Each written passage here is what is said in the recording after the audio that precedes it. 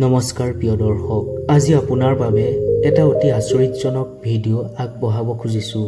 যেতিয়া এগৰাকী যুৱতীয়ে নিশা 2 বজাত কামাখ্যা মন্দিৰৰ ভিতৰত প্ৰৱেশ কৰিছিল, তেতিয়া সেই যুৱতীগৰাকীৰ লগত প্ৰকৃততে কি হৈছিল? নিশা 2 বজাত কামাখ্যা মন্দিৰত সংঘটিত এই অদ্ভুত ঘটনাই আপোনাকো আচৰিত কৰি তুলিব।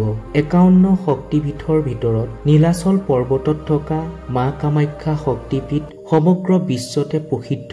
কামাখ্যা মন্দিৰৰ অঘৰী আৰু ত্ৰান্তিকৰ শক্তি স্থান বুলি ক'ব পাৰি।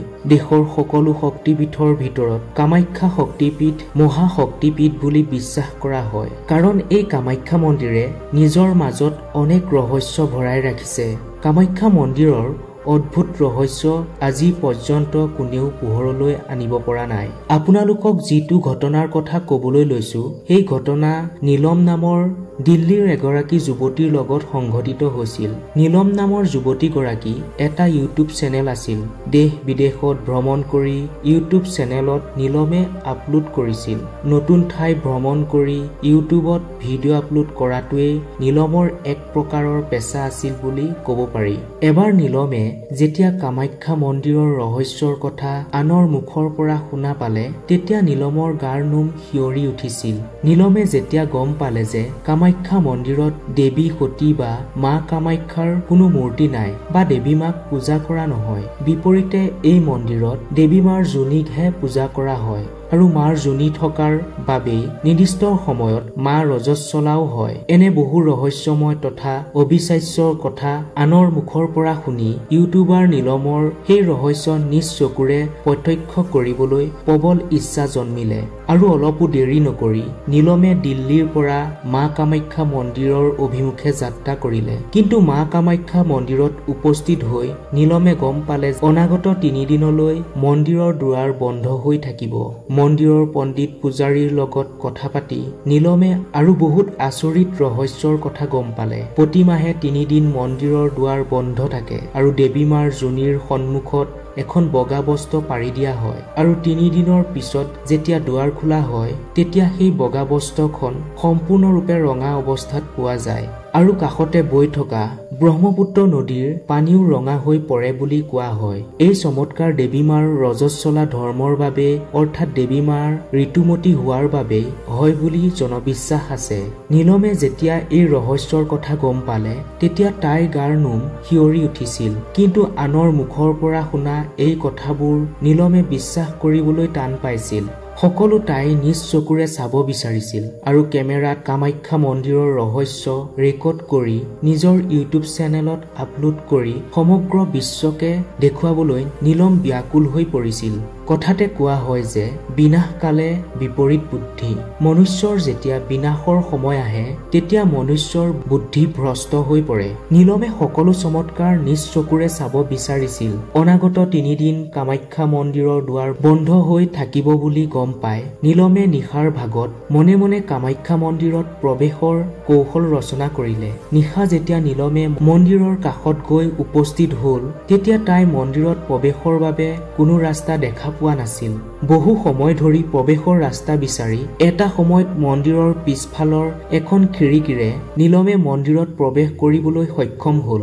যি 3টা দিনত মা ৰজস্বলা হোৱাৰ বাবে মন্দিৰৰ দুৱাৰ বন্ধ থাকে, যি সময়ত মন্দিৰৰ ভিতৰত কোনো মানুহৰ প্ৰৱেশৰ অনুমতি নাথাকে, সেই সময়ছোৱাতে গভীৰ নিশা যুগ যুগ ধৰি চলি অহা নিয়ম ভংগ কৰি নীলমে কামাখ্যাৰ ধামত প্ৰৱেশ কৰিছিল। নীলমৰ লগত কিছু সময় পিছতে যি ঘটনা ঘটিবলগীয়া আছে, সেই ঘটনাৰ বাবে নীলম নিজে জগৰীয়া আছিল। প্ৰিয় দৰ্শক, ইউটিউবাৰ নীলমৰ লগত সংঘটিত এই ঘটনাৰ কথা আপুনি যদি শুনি আছে, তেন্তে সম্পূৰ্ণকৈ শুনিব।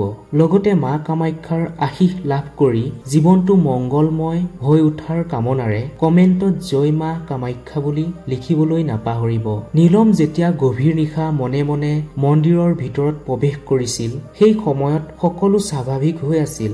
অদৃশ্য শক্তি বা দৈবিক শক্তিৰ কোনো প্ৰভাৱ নীলমে অনুভৱ কৰিব পৰা নাছিল। নীলমে দেখিছিল যে মন্দিৰৰ ভিতৰভাগ দুৱাৰ খোলা থকাৰ সময়ত যিদৰে দেখা পোৱা যায় গভীৰ নিশাও ঠিক সেইদৰেই আছিল আৰু যোনিভাগৰ সন্মুখত থৈ দিয়া সেই বগা কাপোৰখনো একে অৱস্থাতে আছিল। সেইবোৰ নিজৰ চকুৰে দেখা পাই নীলমে ভাবিলে যে মানুহৰ মুখে মুখে প্ৰচলিত সকলো কথা মিছা আৰু এয়া কেৱল অন্ধবিশ্বাসৰ বাহিৰে আন একো নহয়। এই মন্দিৰত এনেকুৱা কোনো ৰহস্য নাই। এইদৰে ভাবি নীলমে জোৰ জোৰকৈ হাঁহিবলৈ ধৰিলে। কিন্তু সেই সময়তে মন্দিৰৰ ভিতৰ ভাগত হঠাৎ বহুত কম্পন আৰম্ভ হল আৰু মন্দিৰৰ ভিতৰৰ বেৰ মুহূৰ্ততে তেজেৰে ৰাঙলী হৈ পৰিল। মন্দিৰৰ ভিতৰৰ চাৰিওদিশে কেৱল তেজ আৰু তেজ। নীলমে দেখিলে যে যোনিভাগৰ সন্মুখত ৰখা বগা বস্ত্ৰখন লাহে লাহে ৰঙা হৈ পৰিছে। কিছুপৰ আগলৈকে অন্ধবিশ্বাস বুলি হাঁহি থকা নীলমৰ দেহ থৰ থৰকৈ কঁপিবলৈ আৰম্ভ কৰিলে আৰু হাতৰ পৰা কেমেৰাটো মন্দিৰৰ মজিয়াত সৰি পৰিল। কেমেৰাটো ভাঙি থানবান হল। নিশা 2 বজাত তাইৰ সন্মুখত এনে এক চমৎকাৰ ঘটিছিল যিবোৰৰ দৃশ্য প্ৰত্যক্ষ কৰাটো কোনোদিন তাই কল্পনাই কৰা নাছিল। সেই চমৎকাৰ ইমান বেছি ভয়ংকৰ আছিল যে সাধাৰণ চকুৰে চোৱাটো বা সাধাৰণ মনুষ্যই সেই দৃশ্য প্ৰত্যক্ষ কৰাটো মুঠেও সম্ভৱ নাছিল। নীলম অচেতন হৈ ঢলি পৰিল। ৰাতিপুৱা হোৱাৰ লগে লগে নীলমে সংজ্ঞা ঘূৰাই পালে আৰু তাই সেই সময়ত মন্দিৰৰ ভিতৰতে আছিল। নীলম ভয়ত কঁপি আছিল আৰু সেই সময়তো মন্দিৰৰ দেৱাল মজিয়া তথা বগা বস্ত্ৰখন তেজেৰে ৰাঙলী হৈ আছিল। নীলমে কি কৰিম কি নকৰিম একো ভাবি পোৱা নাছিল। তাই দুচকুৰে চকুলো নিগৰি আহিল। অনুসন্ধিসু মনটো বুজাব নোৱাৰি তাই কৰা এই ভুলৰ বাবে তাই মা কামাখ্যা চৰণত ক্ষমা বিচাৰি কান্দিবলৈ ধৰিলে আৰু তাৰ পিছত মনে মনে তাই মন্দিৰৰ পৰা বাহিৰলৈ ওলাই আহিল। এতিয়া নীলমে নিজ চকুৰে মা কামাখ্যাৰ চমৎকাৰ দেখা পালে। এতিয়া তাইৰ অপেক্ষা কেৱল 3টা দিন শেষ হোৱালৈ, কাৰণ 3 দিনৰ পিছত মন্দিৰৰ দুৱাৰ খোল খাব। এইদৰে কথাবোৰ ভাবি ভাবি নীলমে 3টা দিন এখন হোটেলতে পাৰ কৰিলে। 3 দিন সম্পূৰ্ণ হোৱাৰ লগে লগে নীলম হোটেলৰ পৰা চিধাই কামাখ্যা মন্দিৰৰ অভিমুখে ৰাওনা হল। মন্দিৰত গৈ নীলম পুনৰ আচৰিত হল, কাৰণ যিখন বস্ত্ৰ মাৰ তেজেৰে ৰাঙলী হৈ আছিল সেই বস্ত্ৰ প্ৰসাদ হিচাপে ভক্তসকলক বিলাই দিয়া হৈছিল।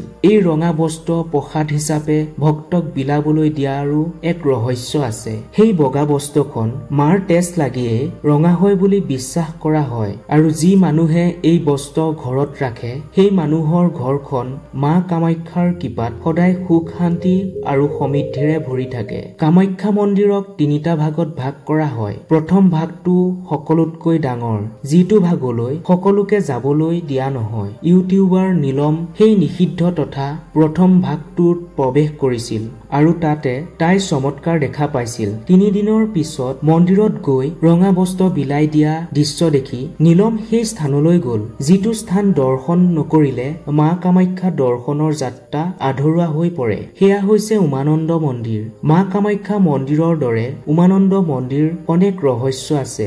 ব্ৰহ্মপুত্ৰৰ মাজেৰে ফেৰীৰে উঠি গৈ নীলমে উমানন্দ মন্দিৰ দৰ্শন কৰিলে। 3 দিনৰ পিছতেই মা কামাখ্যা মন্দিৰ ভক্তৰ বাবে মুকলি কৰি দিয়া হল। তেতিয়া নীলমে দেখিলে যে মন্দিৰৰ যিটো স্থানত মাৰ যোনি ভাগ আছে সেই স্থান ভালদৰে ধুই পৰিষ্কাৰ কৰা হৈছে আৰু দেশ বিদেশৰ ভক্তৰে নীলাচল পাহাৰ ভৰি পৰিছে। মা কামাখ্যা মন্দিৰত নিজ চকুৰে দেখা সেই চমৎকাৰৰ কথা নীলমে বহু মাধ্যমত বৰ্ণনা কৰি কৈছিল যে মই যি পৰম্পৰা ভংগ কৰি মা কামাখ্যা মন্দিৰত নিশা প্ৰৱেশ কৰিছিলো তেনেকুৱা কাম দ্বিতীয়বাৰ যাতে কোনেও নকৰে। মই সেয়া বহুত ডাঙৰ অপৰাধ কৰিছিলো, যাৰ বাবে মই সদায় অনুতপ্ত।